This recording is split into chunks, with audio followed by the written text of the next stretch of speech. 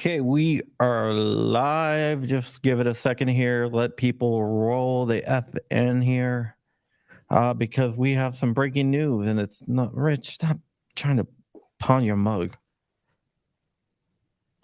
So let's go ahead. We got the stream bot rolling here.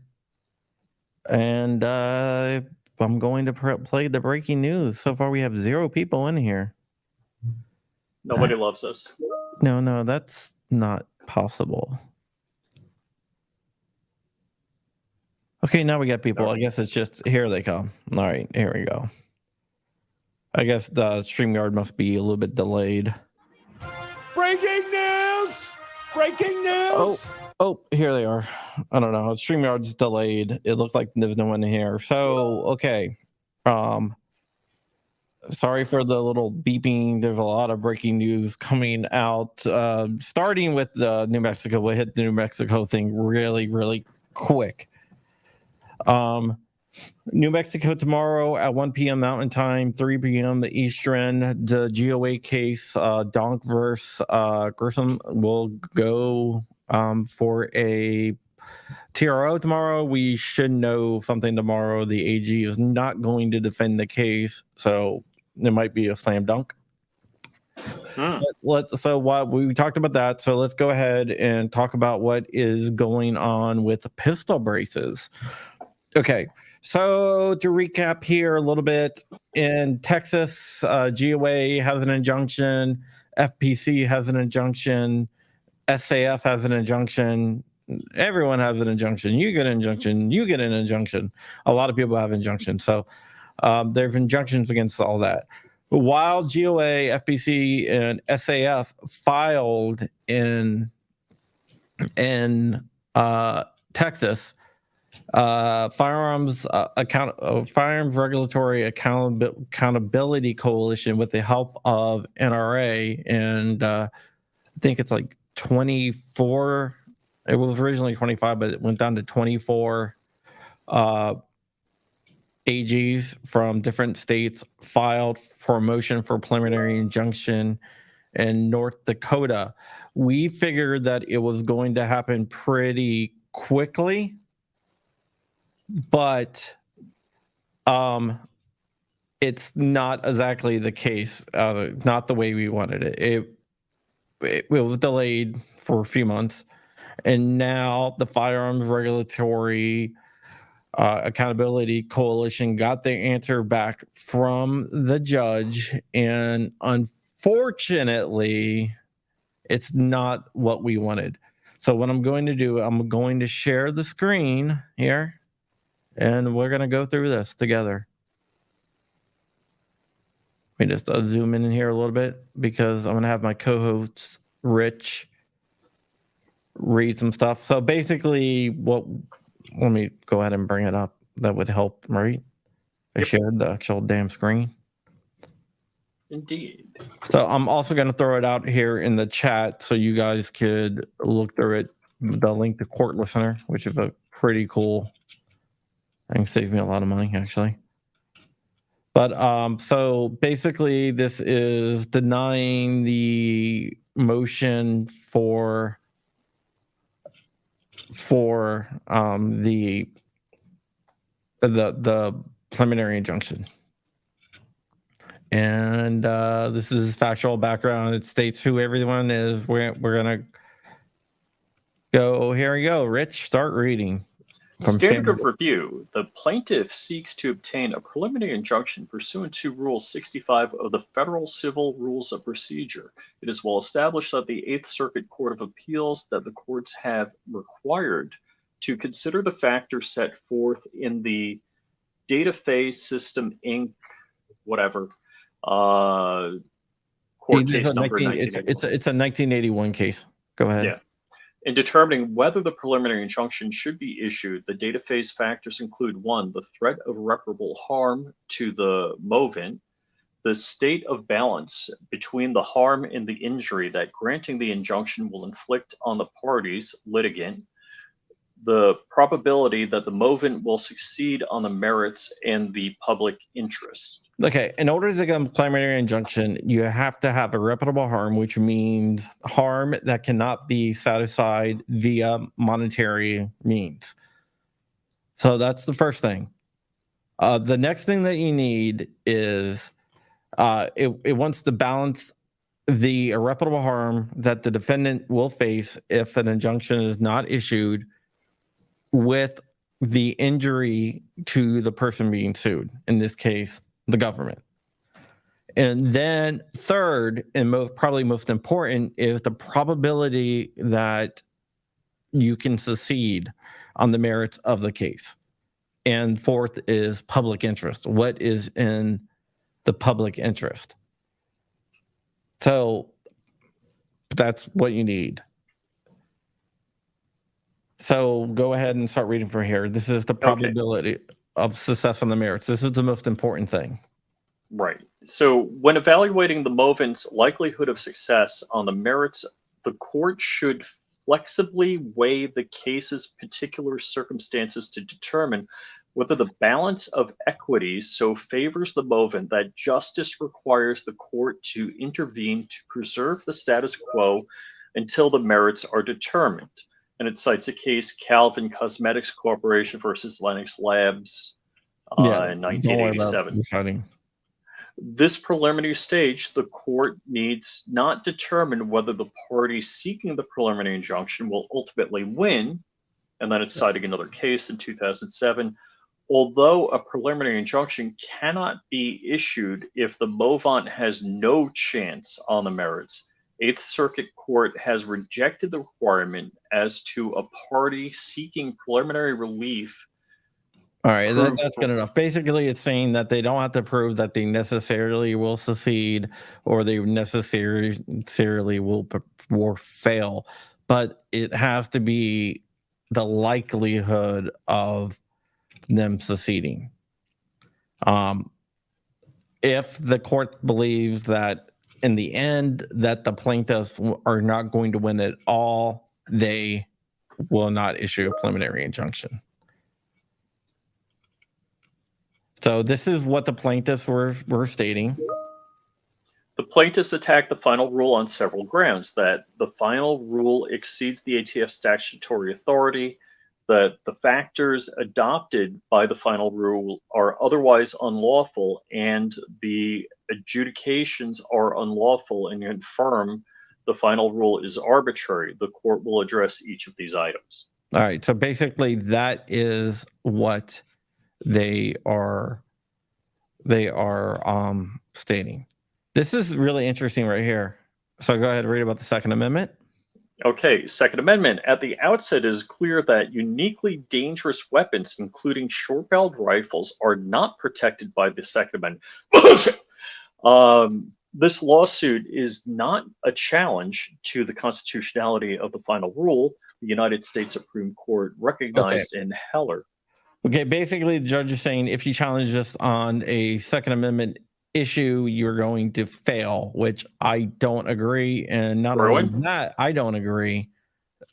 Texas, the Texas cases, none of those agree. So just read the final sentence here. Heller. Okay, the ATF's final rule simply identifies criteria for short-barreled rifles and does not implicate the Second Amendment. Whoa! Yeah, basically they're saying these are accessories, so they're not protected under the Second Amendment. Wow! Wow! Okay, and this is very interesting. Read this one. Further laws, that one? The similarity. Similarly, stabilizing brace, like a silencer, cannot cause harm on its own and is not a bearable arm, which would implicate Second Amendment protections. Which is 100% false. The case law states that suppressors are firearms and are protected under the Second Amendment. But also, if you look at the Second Amendment, that braces and suppressors should not be regulated because the ATF has jurisdiction over firearms, not accessories, but whatever. Yeah. So that is definitely, that would mean that the ATF have no, according to this case, the ATF has no ability to regulate suppressors, which we know that they do. So, wow, does this judge do family law as a focus?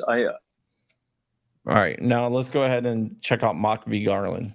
Mock v. Garland. Multiple cases like the one currently before this court are circulating through federal courts nationwide in an action similar to the instant case. I'm not familiar with that. The plaintiffs in Texas filed lawsuit challenging the final rule on constitutional procedural grounds and moved the court for a preliminary injunction, or in the alternative, for postponement of the final rule's effective date.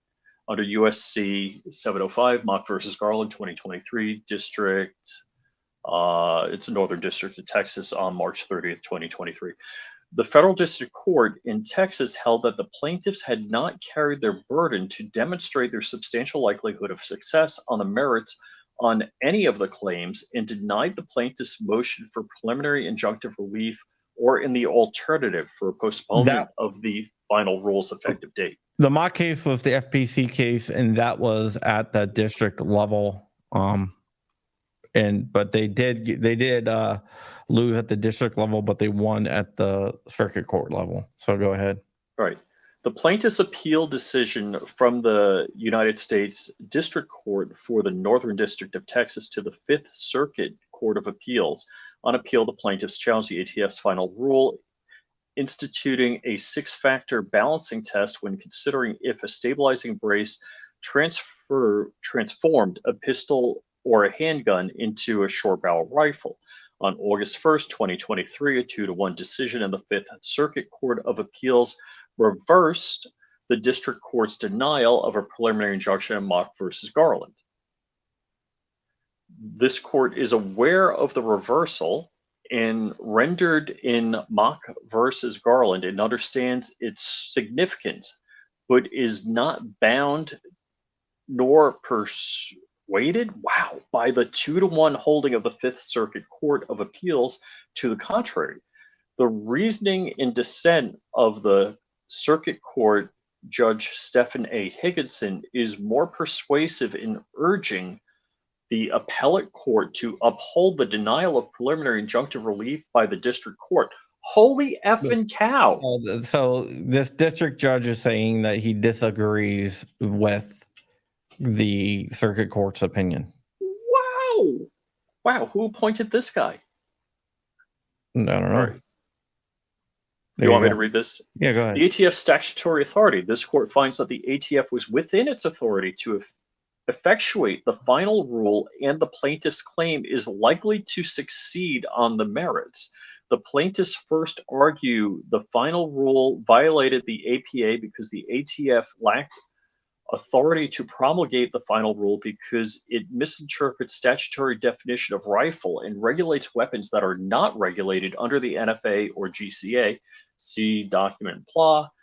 In the same context, the plaintiffs suggest that the ATF lacked the authority to promulgate the final rule because these statutes unambiguously exclude pistols equipped with stabilizing braces from controls applicable to short barrel rifles. In response, the defendants contend that the plaintiffs' arguments run contrary to the basic principles of the statutory construction.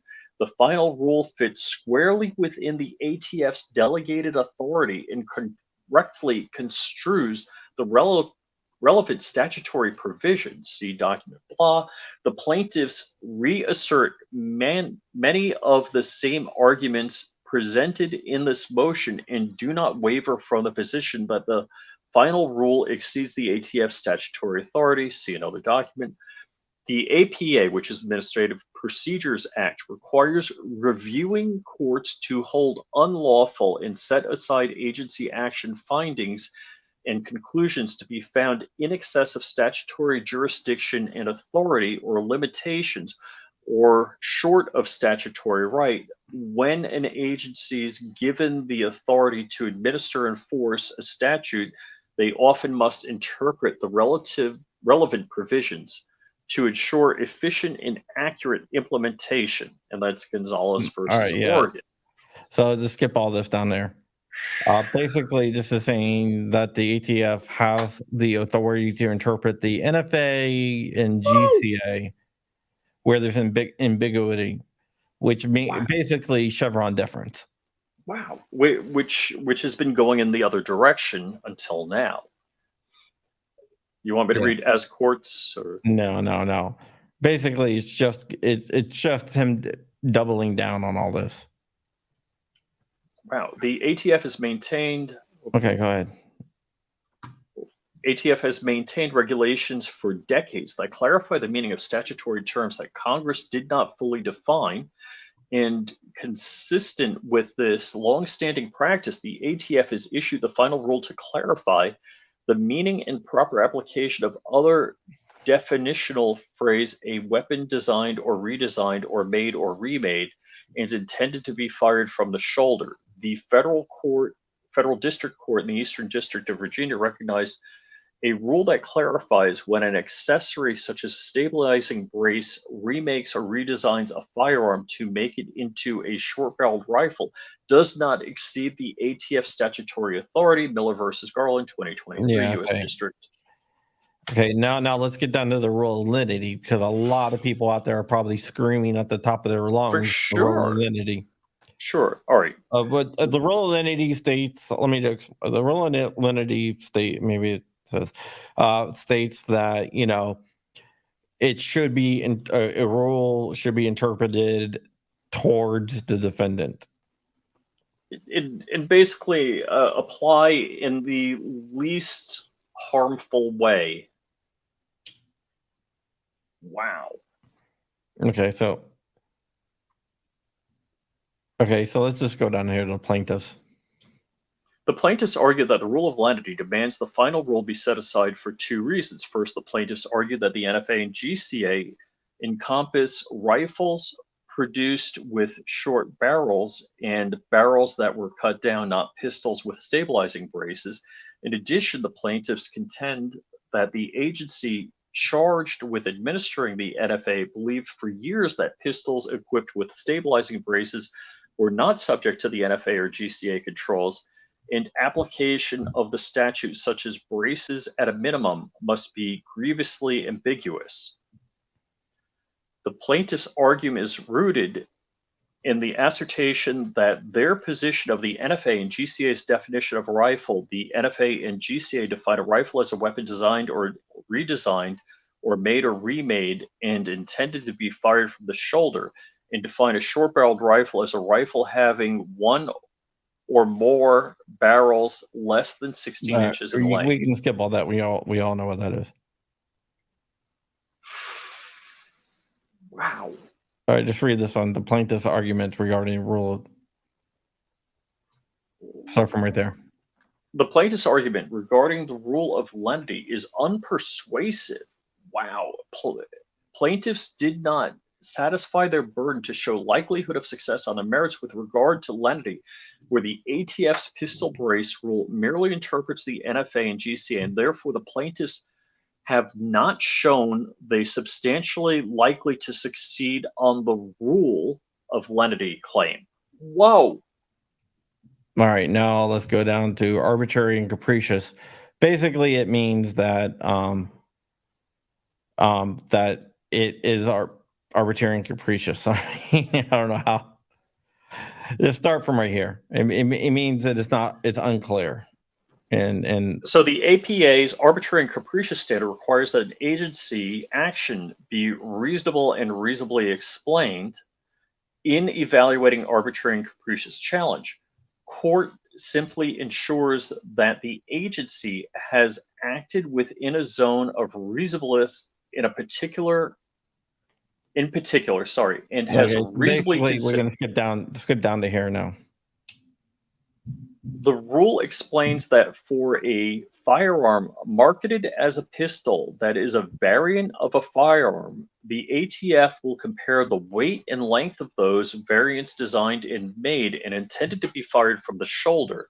Consistent with the definition under the NFA and GCA, the inquiry is to whether a firearm is designed or intended to be fired from the shoulder, not whether it can be fired with one arm. The plaintiff and other litigants have argued that the definition of a rifle should be sorry. limited to devices and whatever the rest said. Sorry about Holy effing cow! Has There this you go. judge ever seen any firearms regulations law or history where the ATF has reinforced saying, no, you can shoot that from your shoulder. It's okay. Braces are cool. We're good with braces.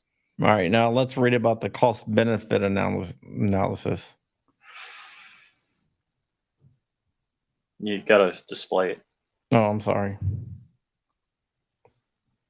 My fault. Yep. So cost benefit analysis. The plaintiffs also argue that the ATF's cost benefit analysis was different, rendering it arbitrary.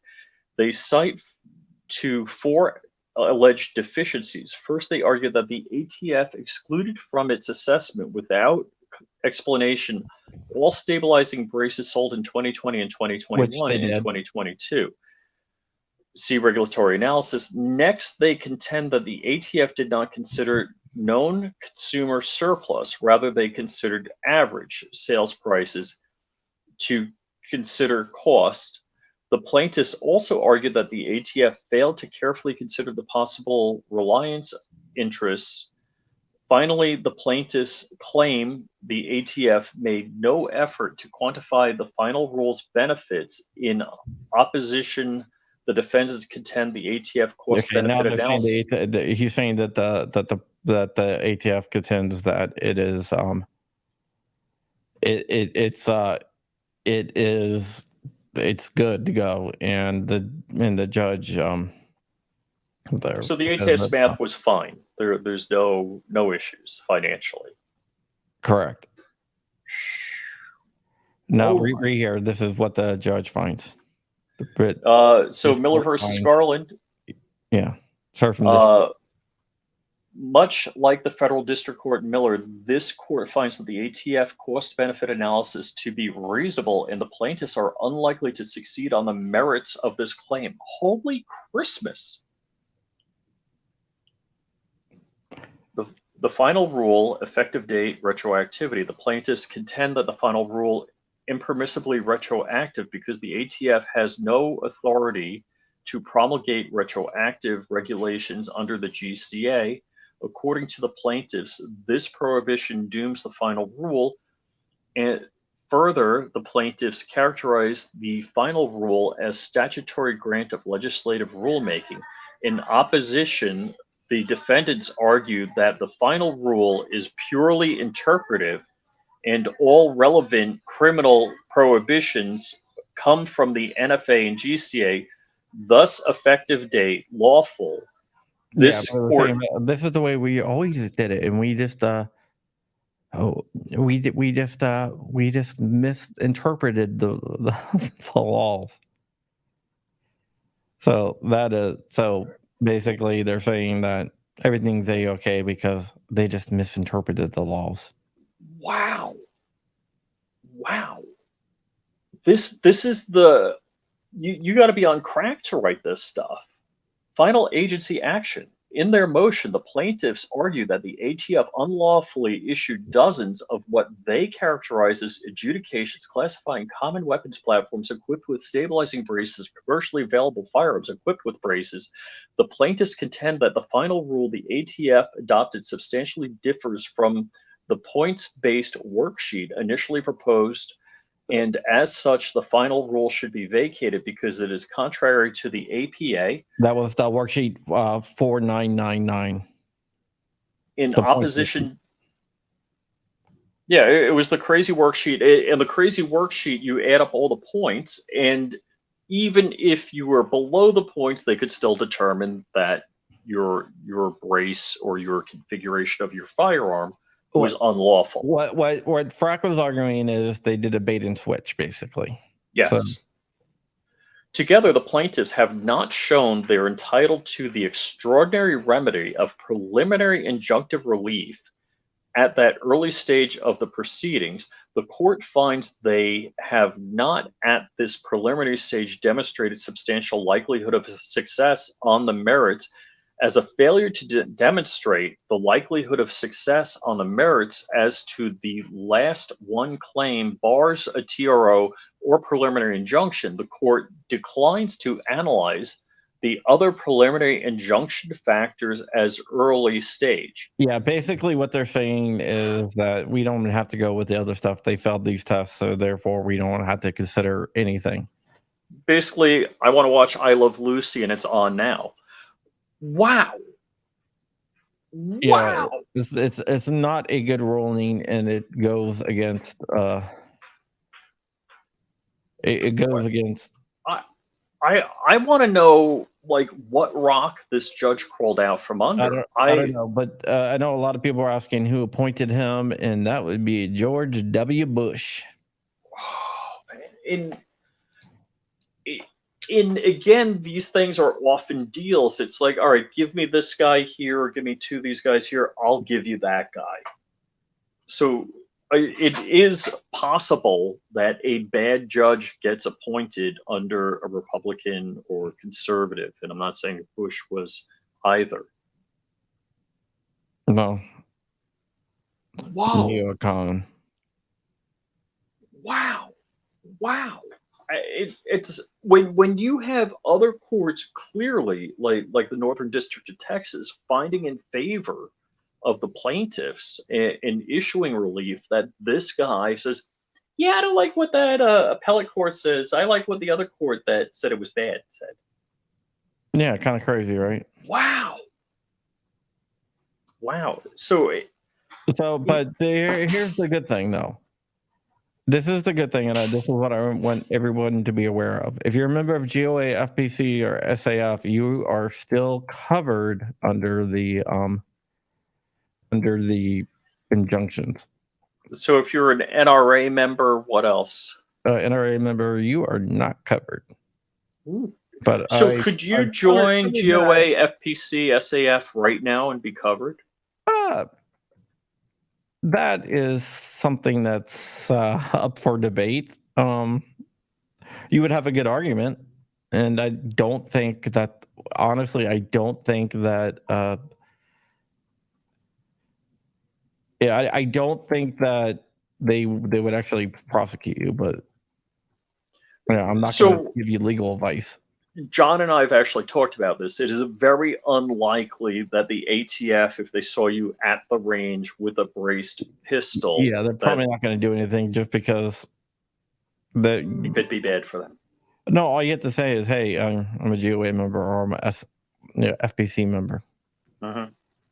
And the cool thing is the organizations don't have to give over the membership, so basically it's like honor system.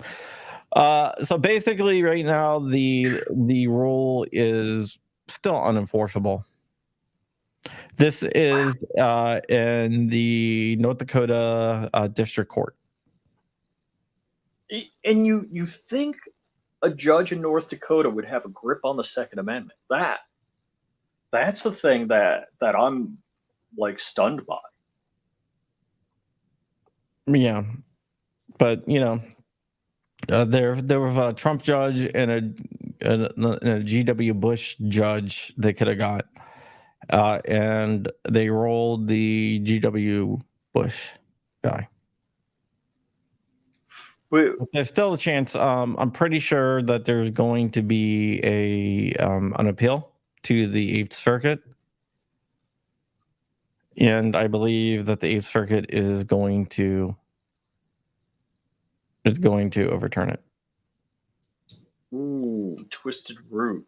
It may be unenforceable, but when has that ever stopped that? That's true. It'd be too much of a pain. I don't see them enforcing it right now. So if you're an FPC member, you can put the brace back on. Yes, 100%. 100%. But this judge missed a lot. Doesn't really understand. According to this judge, you shouldn't have to pay tax stamps on your suppressors, which I kind of agree with him on that part. But but it seems to me like with if you were a judge and didn't know anything about Second Amendment cases, that you could just quickly glance across a few from this year and get quite educated. yeah. Wow. Yeah, it's not a good sign. But the longer the injunction went, the less I had confidence that the judge was going to rule the right way. And yep. How dare you not? What the hell is up with your thing? But yeah, join GOA too. All right, guys, that's it. I just wanted to let you know what is going on so you guys are aware of everything going on. I'm sure other people have videos on it, but I wanted to bring it to you live so you know what is going on. Remember, you can always follow Flying Rich at Flying Rich or Flying Rich Firearms on YouTube, Flying Rich _official. Go support his channels, people. You can also support me. There's tons of ways to do it. Patreon, locals, membership button down below, whatever.